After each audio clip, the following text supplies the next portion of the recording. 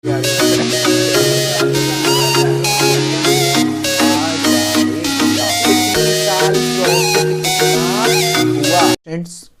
स्वागत है आपका मेरे चैनल कॉमर्स गुरुजी पर। और आज की वीडियो में हम पढ़ने वाले हैं change in profit sharing ratio among the existing partner. देखिए भाई, सबसे पहला चैप्टर जो हमने पढ़ा था फंडामेंटल पढ़ लिया, वैल्यूएशन ऑफ गुडविल पढ़ ली। अब यहां पर हमारी बारी आई है reconstitution of a partnership firm. जब कभी भी एग्जिस्टिंग एग्रीमेंट, यानी कि जो इस समय एग्रीमेंट है पार्टनर्स के बीच में, उस एग्रीमेंट में कभी भी कोई भी चेंज आता है तो उस चेंज को कहते हैं रिकॉन्स्टिट्यूशन ऑफ अ फर्म। तो रिकॉन्स्टिट्यूशन ऑफ अ फर्म में क्या होता है कि जो पुराना कॉन्ट्रैक्ट होता है पार्टनर्स के बीच में, जो पुराना एग्रीमेंट होता है पार्टनर्स के बीच में, वो एंड हो जाता है और एक नया एग्रीमेंट आ जाता है। ठीक, क्योंकि पार्टनरशिप क्या है भाई, पार्टनरशिप रिलेशंस है पार्टनर्स के बीच में। तो जब भी उनके रिलेशन में थोड़ा बहुत भी चेंज आएगा, वो change reconstitution of the firm कहलाएगा। रिकॉन्स्टिट्यूशन फर्म आपका कैसे कैसे हो सकता है, एक तरीका आज हम समझेंगे, change in profit sharing ratio. जब एग्जिस्टिंग पार्टनर बिना कोई पार्टनर एडमिट करे, बिना किसी पार्टनर के रिटायरमेंट हुए अपने प्रॉफिट शेयरिंग रेशियो में चेंज करते हैं, तब हो सकता है।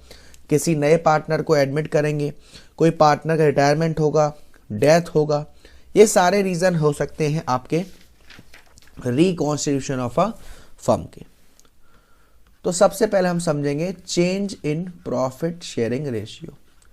Change in profit sharing ratio among the existing partner का मतलब क्या होता है कि भाई मान लो जितने भी पार्टनर थे, अब उन पार्टनर्स ने मिलकर डिसाइड किया कि फ्यूचर में हमारा जो रेशियो है वो ये होगा, तो उस केस में उन्हें नया शेयर निकालने की जरूरत पड़ती है। ठीक, तो देखो सबसे पहले मैं आपको बताऊं, एक छोटा सा लॉजिक लेते हैं। मान लीजिए ए और बी दो पार्टनर हैं, ए और बी दो पार्टनर हैं और उनका जो रेशियो है वो दे रखा है 3:2।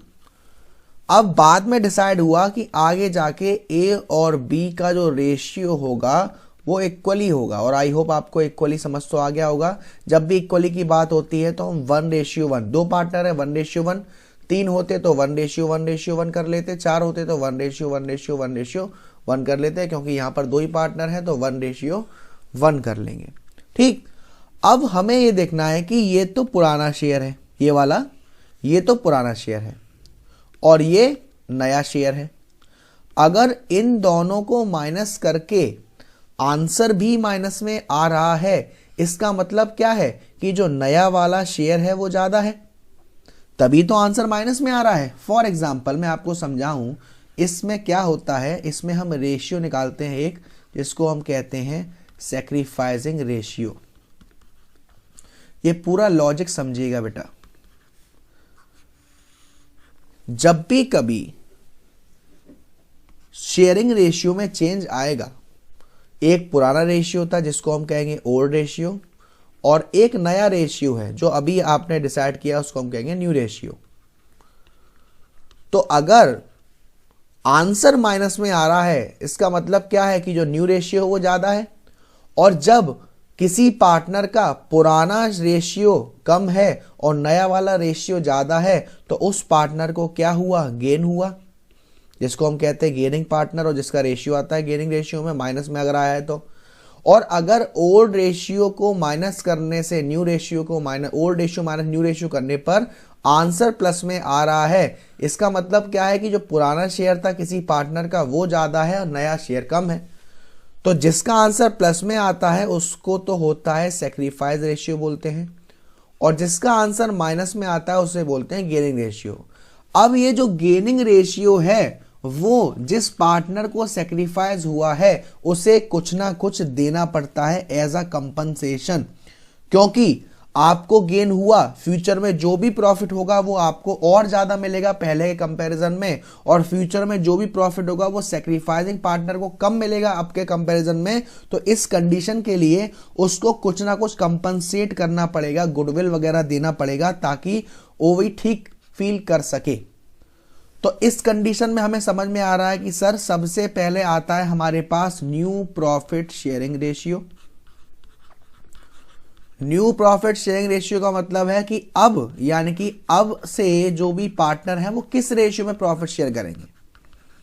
उसके बाद आता है सैक्रिफाइसिंग रेशियो। सैक्रिफाइसिंग रेशियो में हम ये पता लगाते हैं कि ऐसा कौन सा पार्टनर है जिसके साथ बेइज्जती हो गई है, यानी कि जिसका जो रेशियो है वो अब पहले से भी कम है। फॉर्मूला क्या होता है सैक्रिफाइस रेशियो का? Old ratio minus new ratio. और अगर इस फॉर्मूले को लगाने से किसी पार्टनर का आंसर माइनस में आ रहा है तो उसे गेन हुआ है, और वो पार्टनर जिस पार्टनर ने सेक्रीफाइस किया है उसे कुछ ना कुछ देगा एज अमाउंट ऑफ गुडविल, है ना। तो इसके कुछ केसेस होते हैं। यही अगर मैं बात करूं गेनिंग रेशियो निकालने की, तो गेनिंग रेशियो का फॉर्मूला जस्ट उल्टा, new ratio minus old ratio. तो ये आप लिख लीजिएगा। चलिए, तो अब मैं केसेस बाय केसेस समझाता हूं आपको। केस 1, एक केस तो ऐसा हो सकता है कि आपको साफ साफ ओल्ड रेशियो दे रखा है और न्यू रेशियो दे रखा है, और आपको क्वेश्चन करना है डायरेक्ट। कैसे सर, समझ में नहीं आया? देखिए बेटा, मान लीजिए कि 3 पार्टनर थे ए, बी और सी, और जो इनका रेशियो था वो रेशियो था 8, 5 और 3। ठीक। ए ने क्या कहा कि जो ए है वो एक्टिवली पार्टिसिपेट नहीं कर रहा है।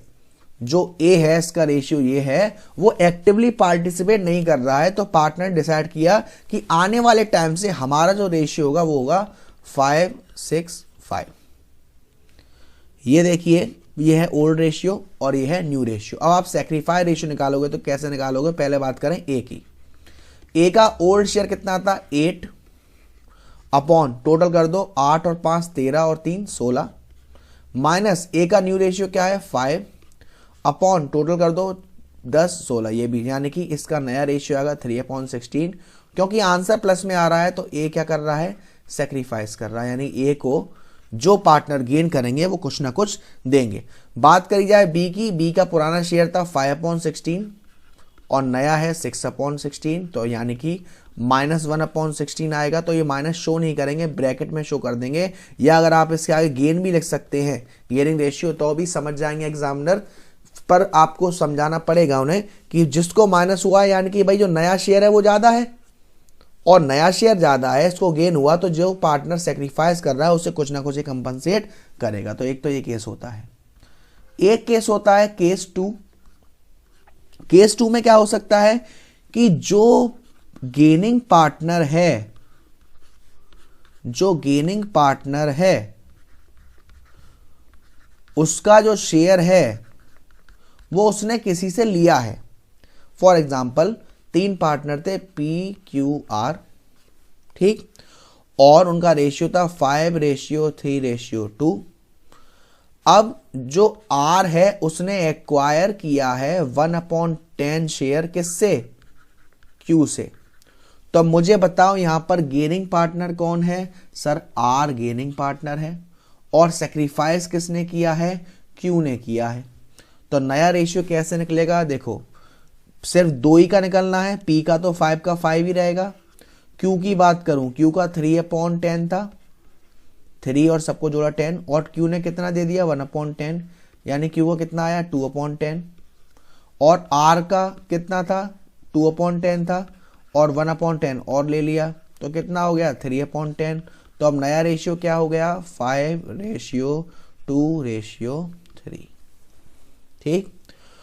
और क्या केस हो सकते हैं सर आपके पास? और केस आपसे ऐसा हो सकता है, जैसे मैं केस 3 नाम डाल सकता हूं, कि जो गेनिंग पार्टनर है उसने सेम यही चीज 2 या 2 से ज्यादा पार्टनर के साथ करी है। जैसे मैं कहूं कि अगर यही केस होता पी, क्यू, आर और शेयर होता 5:3:2, और जो आर है उसने 1/10 इक्वली लिया है पी और क्यू से, इस केस में क्या करते, इक्वली लिया है तो r का 1/10 को इक्वली यानी कि 2 टुकड़े कर देते, क्योंकि 2 पार्टनर से लिया है, रिमेनिंग 2 ही तो है, तो 1/20। तो p के शेयर में से 1/20 माइनस और q के शेयर में से 1/20 माइनस और r में ये दोनों प्लस कर दिए जाते। ठीक है ना, ये तो आपका तीसरा केस होता है। हो सकता है कुछ रेशियो भी दे रखे होते हैं, तो इस तरीके से आपका ये रेशियो निकलता है। अब देखो आपको सैक्रिफाइसिंग रेशियो निकालना आ गया, न्यू प्रॉफिट शेयरिंग रेशियो निकालना आ गया। Sir new profit sharing ratio कैसे निकलेगा, आपको क्वेश्चन में कैसा भी केस हो सकता है, बस आपको देखना है कि सॉल्व करके आंसर माइनस में आ रहा है कि प्लस में आ रहा है। तो अब जैसा कि मैंने बताया कि अगर किसी पार्टनर को गेन होता है तो वो जिस पार्टनर को सेक्रीफाइस होता है उसे कुछ ना कुछ कंपनसेट करता है as amount of goodwill.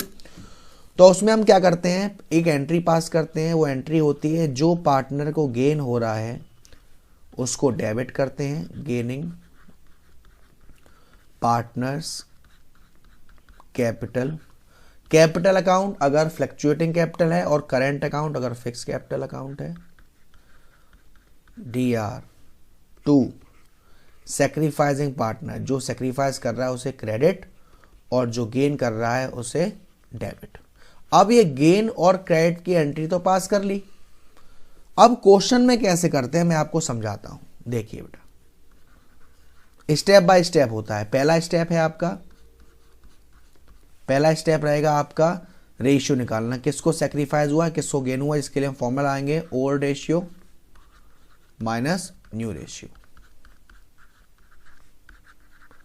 Then उसके बाद आप निकालोगे कि वो कितना कंपनसेशन देगा, जिस पार्टनर को गेन हुआ वो कितना कंपनसेशन देगा। तो आपको क्वेश्चन में फर्म की गुडविल दे रखी होगी, उस फर्म की गुडविल से जिस पार्टनर को गेन हुआ है उस रेशियो में निकाल लेंगे। उसके बाद क्या करेंगे, अगर कोई एग्जिस्टिंग गुडविल पहले से दे रखी है, अगर कोई गुडविल ऑलरेडी एग्जिस्टिंग है पहले से ही, तो उसको तो सभी पार्टनर से बांट देंगे, all partners capital account DR2 goodwill. और लास्ट में जिस पार्टनर को गेन हुआ है वो डेबिट और जिसको सेक्रीफाइस हुआ है वो क्रेडिट। तो अब मैं आपको एक क्वेश्चन लेके थोड़ा और समझा देता हूं ताकि कोई दिक्कत नहीं रहे। मान लो 3 पार्टनर है A, G और K, ठीक, रेशियो है 5:3:2। आगे उन्होंने डिसाइड किया कि तीनों का शेयर इक्वली होगा। तो इक्वली की बात करी जाए तो 3 पार्टनर हैं तो तीनों में 1:1:1 हो जाएगा, कोई दिक्कत की बात नहीं। फर्म की गुडविल दे रखी है आपको, गुडविल ऑफ द फर्म 2,40,000। अब इस क्वेश्चन में एग्जिस्टिंग गुडविल नहीं है तो हम क्या करेंगे, सबसे पहले तो रेशियो निकाल लो। सैक्रिफाई रेशियो का formula old ratio minus new ratio. A का ओल्ड कितना था सर, ए का ओल्ड था 5/10 और ए का न्यू कितना है 1/3। ये आप एलसीएम लोगे 30 आएगा। 10 की टेबल में 33 बार आता है और ऊपर मल्टीप्लाई यानी 15 माइनस 10 यानी कि ये तो आपका सेक्रीफाइस कर रहा है कौन, ए। बी का निकालेंगे, बी का शेयर ओल्ड था 3/10 और नया है 1/3, 30 3 3 9 ये 10, ये माइनस में आ गया 1/30 यानी बी क्या कर रहा है, गेन कर रहा है, सॉरी बी कह रहा हूँ जी। और के का निकालेंगे, के का 2/10 माइनस 1/3 36 माइनस 10 यानी कि माइनस के 4/30, तो के भी गेन कर रहा है। तो देखो सबसे पहले हम निकालेंगे कि ये लोग कितना कंपनसेट करेंगे। तो देखो गुडविल कितनी थी 2,40,000, ठीक। गेन किस किस को हो रहा है पहले बताओ, गेन किस किस को हो रहा है सर, गेन हो रहा है गुलाब को, गुलाब को कितना गेन हो रहा है 1/30 8,000 और गुलाब का मतलब जी, और के खुशबू, खुशबू को कितना आया था आंसर 2,40,000 इंटू 4/30। तो इसे सॉल्व करोगे आप तो 32,000 आएगा, यानी कि जो ए है, ए को 8,000 रुपये देगा जी और 32,000 रुपये देगा के। तो एंट्री कैसे पास करेंगे इसकी, G's capital account DR K's capital account DR to E's capital account. इन दोनों पार्टनर को गेन हुआ है और इनको सेक्रीफाइस हुआ है। रेशियो डाल देंगे आप 8,000, 32,000 और 40,000। तो आई होप ये कंसेप्ट क्लियर हुआ होगा। अगर इसी क्वेश्चन में कोई गुडविल पहले से दे रखी होती तो पहली एंट्री होती सारे ओल्ड पार्टनर्स, यानी कि GKAs to goodwill, old ratio में उन्हें बांट दिया जाता। कभी कभी ऐसा भी हो सकता है कि क्वेश्चन में आपको गुडविल नहीं दे रखी हो तो आपको फर्म की गुडविल कैलकुलेट करनी पड़ेगी। और फर्म की गुडविल कैसे कैलकुलेट होती है उसके लिए आपने मेरे जो वीडियो है वैल्यूएशन ऑफ गुडविल वो वाली चीज़ देखनी पड़ेगी, वो कंसेप्ट देखना पड़ेगा आपको, वहां पर आपको क्लियर होगा। ठीक है ना। ये तो हमने रेशियो समझा, सेक्रीफाइसिंग रेशियो और गेनिंग रेशियो। उसके बाद आता है आपका revaluation of assets and reassessment of liability. हमारी एसेट्स में कोई ना कोई चेंजेस होते हैं, हमारी लायबिलिटीज में कोई ना कोई चेंजेस होते हैं, तो उसके लिए हमारे पास दो ऑप्शन है। आप चाहो तो उसको रिकॉर्ड कर सकते हो या चाहो तो उसको रिकॉर्ड नहीं कर सकते हो। तो पहले मैं आपको बताऊंगा कि जब आप बुक्स ऑफ अकाउंट्स में उन वैल्यू को रिकॉर्ड करते हैं तो हम एक अकाउंट बनाते हैं जिसका नाम होता है रीवैल्यूएशन अकाउंट। और रीवैल्यूएशन अकाउंट का दूसरा नाम होता है profit and loss adjustment account.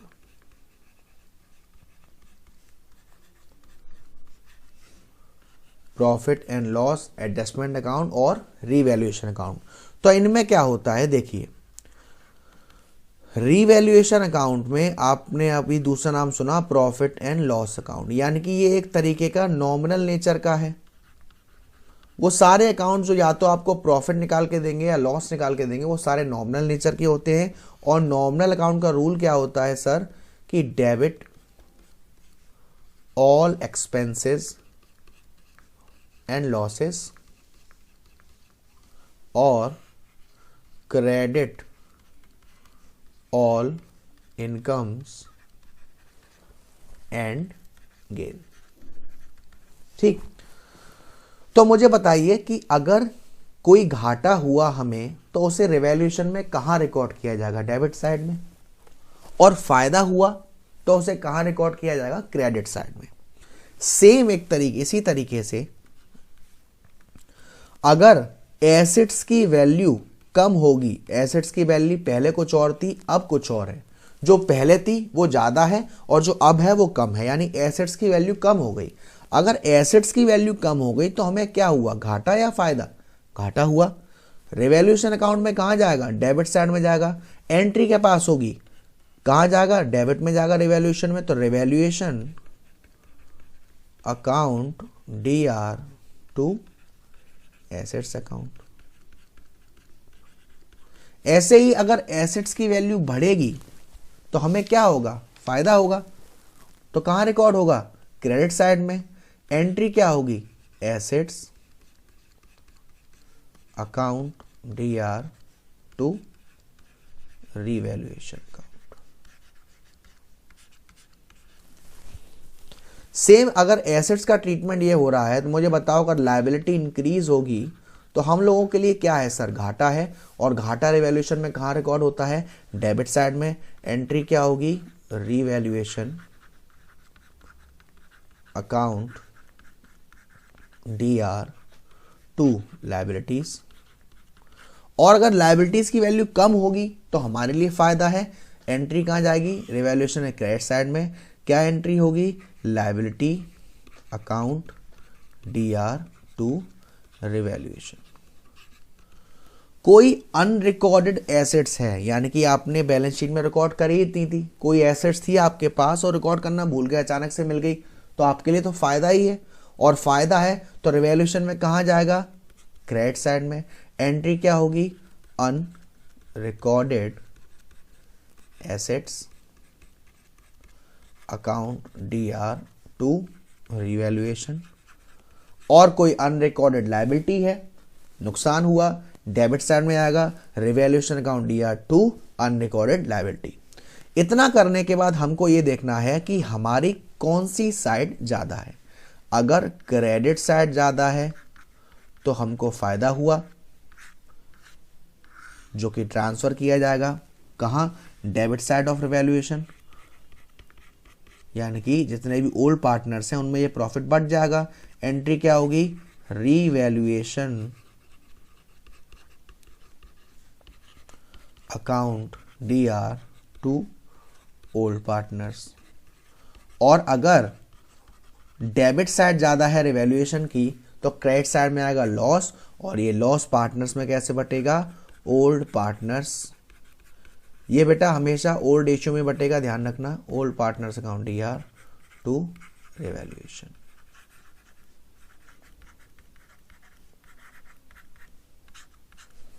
ये तो बात हो गई रिवैल्यूएशन की, और ये हो गई एंट्री। अगर मैं फॉर्मेट की बात करूं, फॉर्मेट ऑफ रिवैल्यूएशन, अगर आपको फॉर्मेट ऑफ रिवैल्यूएशन की बात करूं तो इसमें पापा वाला फॉर्मेट बनाता हूं मैं। पापा यानी कि पर्टिकुलर अमाउंट, पर्टिकुलर अमाउंट,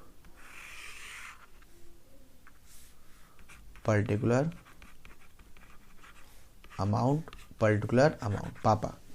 ये साइड हमारी डेबिट साइड और ये साइड हमारी क्रेडिट साइड। तो ये डेबिट साइड है तो यहाँ क्या क्या आएगा, यहाँ हमारी decrease in value of assets, increase in value of liability, unrecorded liability. यहाँ क्या आएगा, increase in value of assets, decrease in value of liability, unrecorded assets.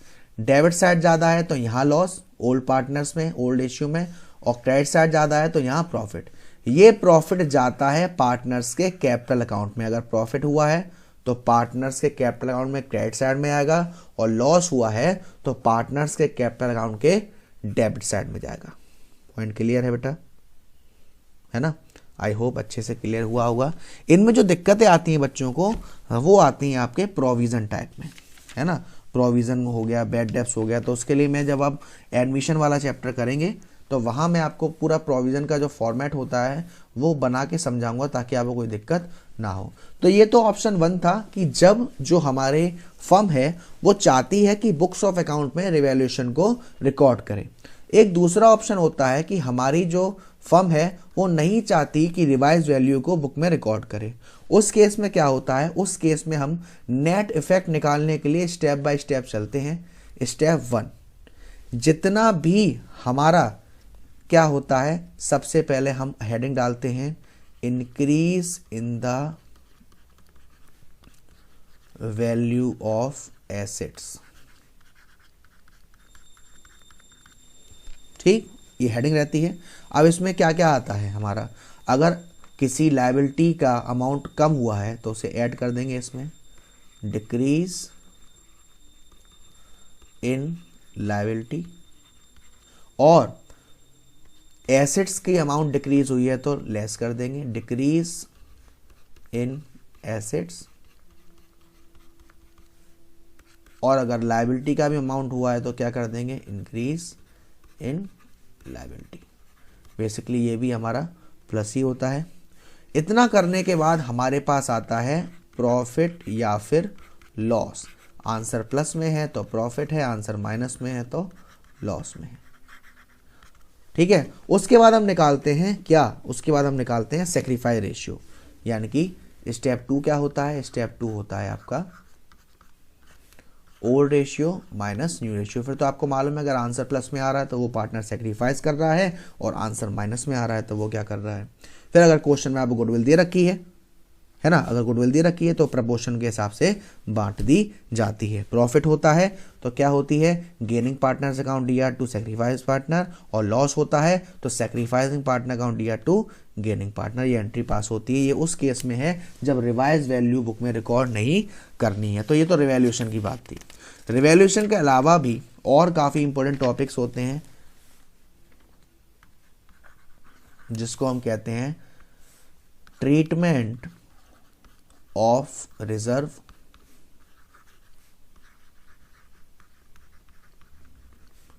accumulated profits and losses। जब हमने change in profit sharing ratio करा और उस समय कोई रिजर्व अगर हमें दे रखा था और या फिर कोई हमें एक्यूमुलेटेड प्रॉफिट दे रखा था या लॉस दे रखा था, तो उसे हमें पार्टनर्स के कैपिटल अकाउंट में ओल्ड रेशियो में ट्रांसफर करना पड़ता है। ठीक है ना। तो जब हमें प्रॉफिट दे रखा है, रिजर्व वगैरह दे रखे हैं, उनको हम कैसे ट्रांसफर करते हैं? रिजर्व अकाउंट DR, या आपको प्रॉफिट एंड लॉस दे रखा है DR, workman compensation reserve account DR। Workman compensation का केस होता है वो मैं समझाऊंगा आपको। Investment fluctuation reserve account DR to all partners, और इसको ओल्ड रेशियो में बांट दिया जाता है। ठीक। और अगर हमको लॉस हुआ है तो ये एंट्री उल्टी हो जाएगी। जस्ट एंट्री क्या होगी? All partners account DR to, जो भी लॉस है, प्रॉफिट एंड लॉस,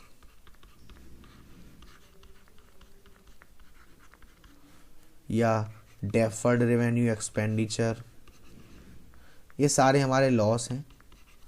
अब आपको एक चीज का बहुत ही अच्छे से ध्यान रखना है। वो क्या? कभी कभी आपको क्वेश्चन में पहचानना पड़ता है कि आपको जो प्रॉफिट एंड लॉस है वो आपको क्या दे रखा है, मींस आपको वो फायदा है या नुकसान है। अगर आपको प्रॉफिट एंड लॉस का क्रेडिट बैलेंस दे रखा है, यानी कि क्वेश्चन ने बोला है कि वो CR बैलेंस है, इट मींस वो आपका क्या है? फायदा है। और अगर प्रॉफिट एंड लॉस का डेबिट बैलेंस दे रखा है तो वो हमारा क्या है? नुकसान है, यानी कि लॉस है। तो अब मैं आपको एक बार बताता हूँ कि जो रिजर्व हैं वो तो सब ऐसे डिस्ट्रीब्यूट हो जाते हैं, कोई दिक्कत की बात नहीं। और क्वेश्चन में कुछ बोल भी नहीं रखा रिजर्व वगैरह के बारे में, तब भी हमें डिस्ट्रीब्यूट करना पड़ेगा। लेकिन एक होता है वर्कमैन कंपनसेशन रिजर्व। जो वर्कमैन कंपनसेशन रिजर्व होता है, ये रिजर्व प्रॉफिट में से बनाया जाता है ताकि अगर हमारे ऊपर कोई लायबिलिटी आती है वर्कमैन से रिलेटेड फ्यूचर में, तो उसको इस रिजर्व से मीटअप किया जाए। ठीक है ना। तो अगर कोई लायबिलिटी नहीं आई तो ये रिजर्व सीधा का सीधा ओल्ड पार्टनर्स में ट्रांसफर हो जाएगा। अगर कोई लायबिलिटी आई, देखो मैं केस लेता हूं, केस 3 होते हैं हमारे पास। एक में तो हमारे पास मान लो कोई इंफॉर्मेशन नहीं है, एक में जो हमारे पास लायबिलिटी आई है वो लोअर है रिजर्व से, और एक में जो लायबिलिटी आई है वो ज्यादा है रिजर्व से। ये 3 केस होंगे, अच्छे से देखना। ठीक। तो मैं केस 1 की बात करूं तो केस 1 में तो कुछ नहीं दे रखा। तो केस 1 में क्या होगा? जो आपका WCR है, WCR अकाउंट DR, और जितने भी ओल्ड पार्टनर्स हैं उन्हें बढ़ दिया जाएगा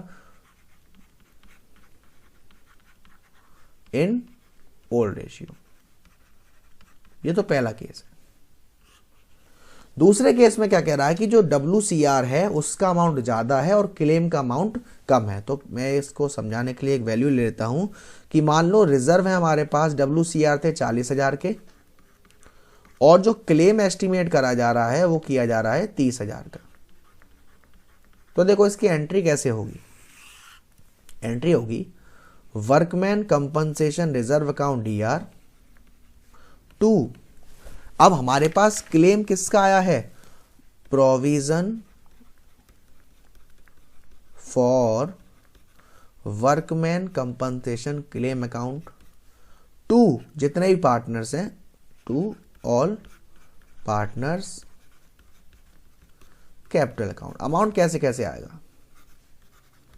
यहां 40,000 था, यहां था 30,000, दोनों में डिफरेंस कितने का है? सर 10,000 रुपए बचे। 10,000 रुपए ओल्ड पार्टनर्स में ओल्ड रेशियो में बढ़ जाएंगे। बट क्या हो अगर वर्कमैन कंपनसेशन रिजर्व का अमाउंट कम हो और क्लेम का अमाउंट ज्यादा हो, उस केस में क्या हो? मान लो मैं ऐसे यही अमाउंट ले रहा हूं लेकिन रिजर्व में है 30,000 और क्लेम आ गया हमारे पास 40,000 का। तो देखो बेटा, अब यहां पर साफ साफ दिख रहा है हमें को 10,000 रुपए का लॉस हो गया सीधा सीधा। एंट्री क्या होगी? WCR account DR। जब लॉस होता है तो रिवैल्यूएशन में कहा जाता है? डेबिट साइड में जाता है। Revaluation account DR। रिजर्व था 30,000 का, 10,000 का घाटा, और ये किसके लिए है? Provision for workman compensation claim 40,000। और अब ये 10,000 का लॉस पार्टनर झेलेंगे। कहाँ ट्रांसफर होगा? पार्टनर से कैपिटल अकाउंट में। तो जब लॉस होता है तो एंट्री क्या होती है? All partners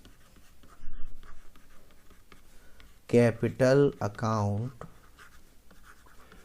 DR to revaluation.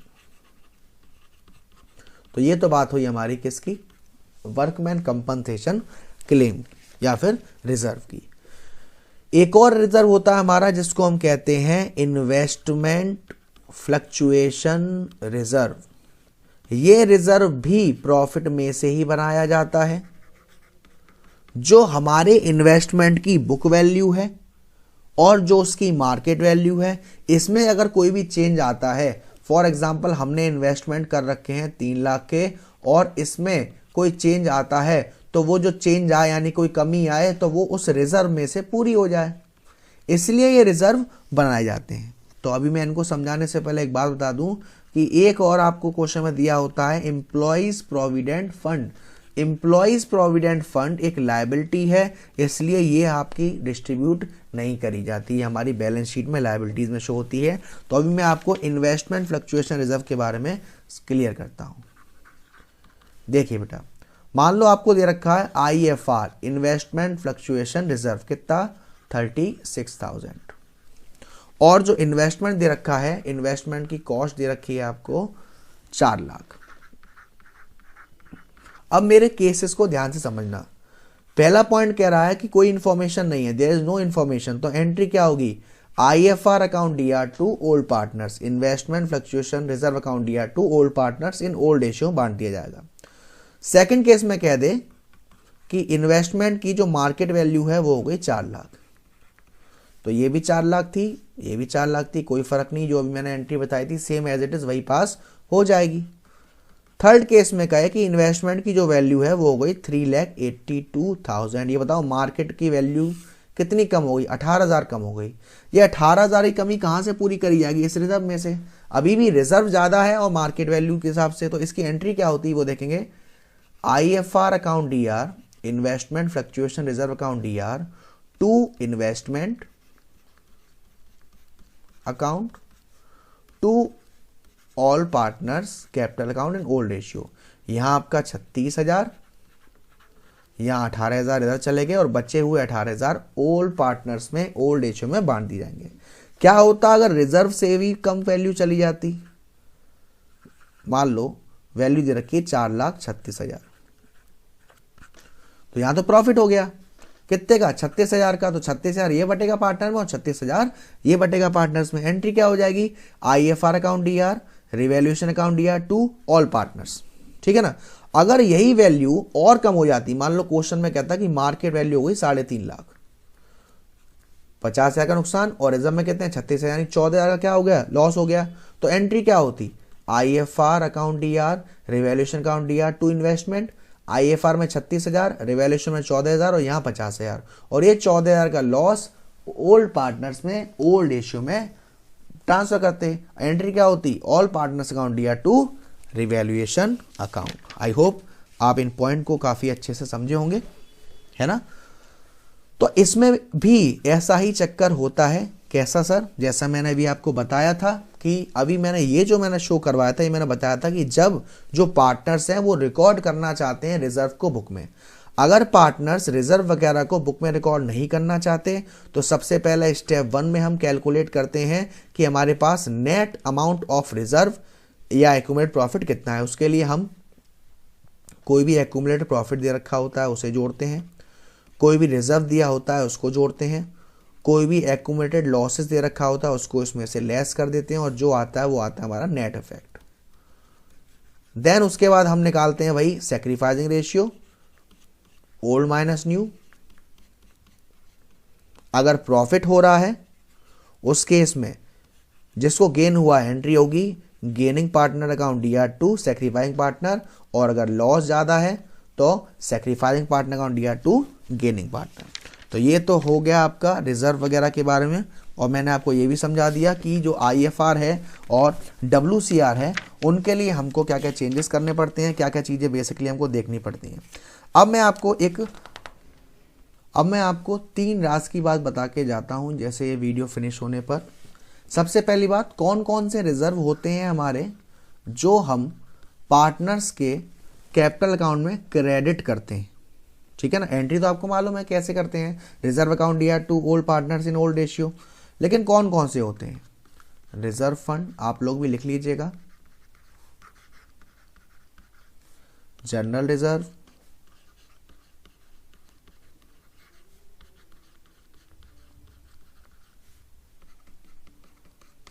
Capital reserve. अगर ये रिजर्व इनमें से कोई भी रिजर्व आपको दे रखा है तो आपको इनको पार्टनर्स के कैपिटल अकाउंट में क्रेडिट करना है। Retain earning,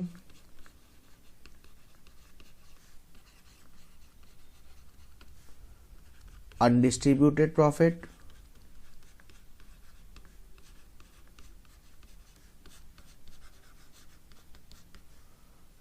profit and loss का क्रेडिट बैलेंस,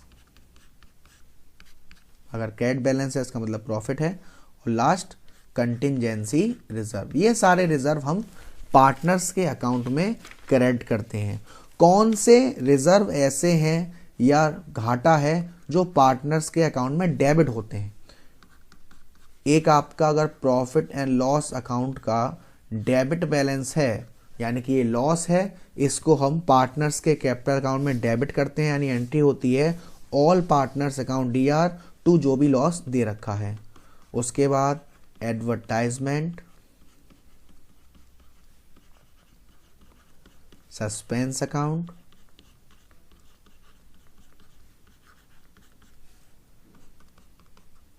प्रीलिमिनरी एक्सपेंसेस और miscellaneous expenditure, deferred revenue expenditure. ये सारे वो होते हैं जो एक तरीके से नुकसान है और डेबिट साइड में आते हैं पार्टनर्स कैपिटल अकाउंट में, यानी पार्टनर्स डेबिट होंगे और ये सब क्रेडिट होंगे एंट्री में। और ऐसे भी कुछ रिजर्व होते हैं जिनको ना तो आपको बांटा जाता है और ना ही कहीं ट्रीटमेंट होता, जैसे कि employees provident fund, taxation fund,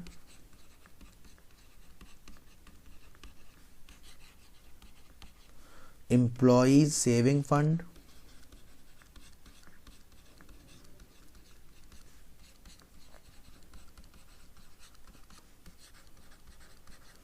machinery replacement fund.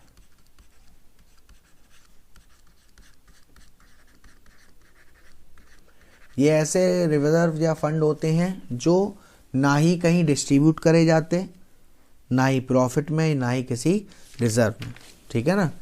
तो ये आपका यहाँ फिनिश होता है। यहाँ पर आपका चेंज इन PSR हुआ और जितने भी आपकी गुडविल का ट्रीटमेंट सिर्फ change in profit sharing ratio में कैसे करते हैं और रिजर्व वगैरह। अगला पार्ट आएगा आपका एडमिशन ऑफ अ पार्टनर को लेकर, जिसमें मैं कोशिश करूंगा कि वो भी आपकी वन शॉट ही हो जो सीरीज की तरह। प्लीज़ बस वीडियो को ज़्यादा से ज़्यादा शेयर करें, लाइक करें, प्यार दें अपना। Thank you so much, love you all of you.